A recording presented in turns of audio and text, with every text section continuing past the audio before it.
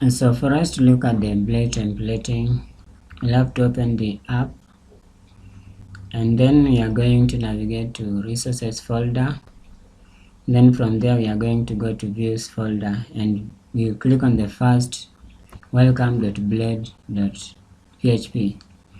So from the name you find out that the blade template names, they are named. If you want to create a blade file, you create a file name and then .blade.php.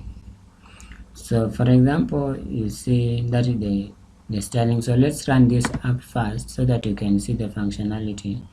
And for us to run, you are going to just do php artisan serve and hit enter.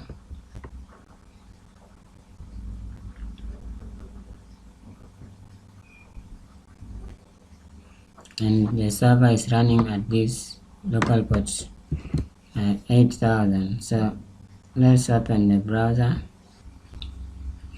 So application is running on a localhost port 8000. This is the application.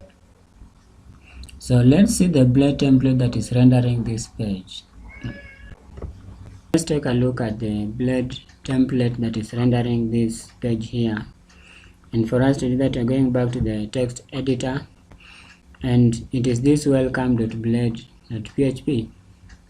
Okay, and that is the one that is rendering this. So just want us to do some code cleaning here. I want to filter out this, to remove this style. So let's just take this style up to here and delete it. So let's save and go back and see what it's going to look like.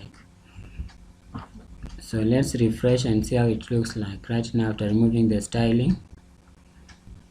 And this is how it looks like.